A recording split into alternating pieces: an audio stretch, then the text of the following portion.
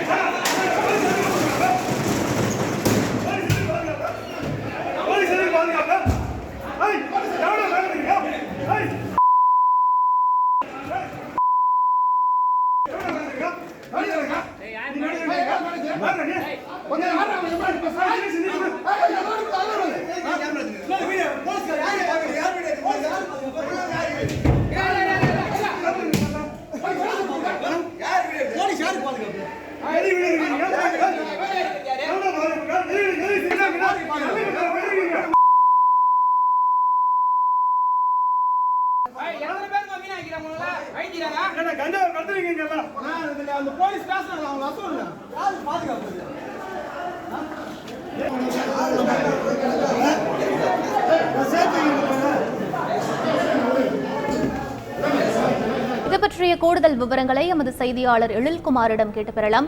வணக்கம் எழில்குமார், தற்போது போராட்டத்தில் ஈடுபட்டுள்ள பொதுமக்கள் வைக்கக்கூடிய கோரிக்கை என்னவாக இருக்கிறது? அதிகாரிகள் யாரேனும் பேச்சுவார்த்தையில் ஈடுபட்டார்களா? கள நிலவரம் என பதிவு பண்ணுங்க. புதுச்சேரி உருளையான்பேட்டை தொகுதிக்குட்பட்ட தென்னஞ்சாலை பகுதியைச் சேர்ந்தவர் ஹேமலதா. இவர் கடந்த 2019ஆம் ஆண்டு தனியார் பைனான்ஸ் நிறுவனத்தில் ரூபாய் 16,000 மதிப்புள்ள ஒரு செல்போன் ஒன்றை வாங்கியுள்ளார். இதனிடையே கொரோனா காலகட்டத்தில் இவர் சரியான முறையில் மாத தவணை கட்ட தவறியதாக தெரிகிறது. இந்நிலையில் இவருக்கு கடந்த சில தினங்களுக்கு முன்பு சென்னையில் கமிஷனர் அலுவலகத்திலிருந்து எஸ்ஐ பேசுவதாக பெண் ஒருவர் தொடர்பு கொண்டு அந்த பெண்மணியை கடுமையாக மிரட்டியுள்ளார். மேலும் மீதமுள்ள 76,000 தொகையை கட்ட தவறினால் தங்களை புழல் சிறையில் அடைக்கப்படும் என தெரிவித்ததை அடுத்து அப்பெண் மிகுந்த பதற்றத்துடன் ஏற்பட்டு அவர் கடந்த வெள்ளிக்கிழமை அன்று தனது கழுத்தில் அணிந்திருந்த தாலியை அடமானம் வைத்து அந்த மீதமுள்ள தொகையை கட்டியுள்ளார். இதனிடையே இச்சம்பவம் தொடர்பாக அந்த சம்பந்தப்பட்ட பெண் அத்தொகுதியின் சட்டமன்ற உறுப்பினர் நேருவிடம் முறையிட்டார். இது தொடர்பாக சட்டமன்ற உறுப்பினர் நேரு அவர்கள் சென்னையில் இருந்து வந்ததாக கூறப்படும் அந்த எண்ணை தொடர்பு கொண்டு அவர் தொலைபேசியில் தொடர்பு கொண்டு பேசினார்.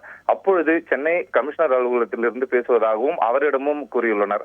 மேலும் அவர் இதை நம்பிய நிலையில் மீண்டும் புதுச்சேரியில் உள்ள அந்த நிதி நிறுவனத்தின் கிளை மேலாளருக்கு தொடர்பு கொண்டு கேட்டபொழுது அப்படி எந்த ஒரு தகவலும் இல்லை, நாங்கள் போலீசிடம் எந்த ஒரு புகாரும் தெரிவிக்கவில்லை என தெரிவித்தார். இதனையடுத்து இன்றைய தினம் தொகுதியின் சட்டமன்ற உறுப்பினர் நேரு பாதிக்கப்பட்ட அப்பெண்ணுடன் புதுச்சேரி நகர பகுதியில் உள்ள தனியார் நிதி நிறுவனத்தை முற்றுகையிட முயன்றார். அப்பொழுது அதாவது அந்த தனியார் நிதி நிறுவனமானது முதல் மாடியில் உள்ளது.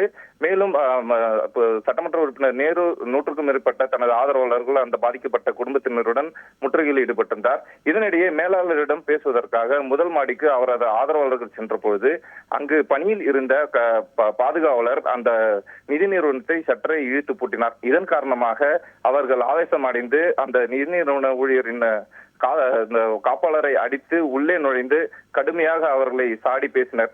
இதனைத் தொடர்ந்து சட்டமன்ற உறுப்பினர் நேரு அவர்களது ஆதரவாளரை மேலே வந்து சமாதானப்படுத்தி தற்பொழுது இந்த நிதி நிறுவன மேலாளரிடம் சட்டமன்ற உறுப்பினர் பேச்சுவார்த்தை நடத்தி வருகின்றார். மேலும் அதாவது 16,000 பெற்ற தொகைக்கு கிட்டத்தட்ட 76,000 நிதி பெறுவது என்பது மிகப்பெரிய மோசடி. எனவே இது போன்ற மேலும் பல சம்பவங்கள் நடைபெறக்கூடாது என்பதே இந்த முற்றுகையின் ஒரு முற்றிய கருப்புள்ளாக உள்ளது. இது போல இந்த தனியார் நிதி நிறுவனம் அதிகப்படியான கூடுதலாக கட்டணத்தை வசூலிப்பதை நிறுத்த வேண்டும் என்பதே ஒட்டுமொத்த புதுச்சேரி இந்த நிதி நிறுவனங்களின் கோரிக்கையாக உள்ளது. அதே போல் பொதுமக்களின் கோரிக்கையாகவும் உள்ளது. விவரங்களுக்கு நன்றி எழில்குமார். செய்திகளை உடனுக்குடன் தெரிந்து கொள்ள உடனே சப்ஸ்கிரைப் பண்ணுங்க.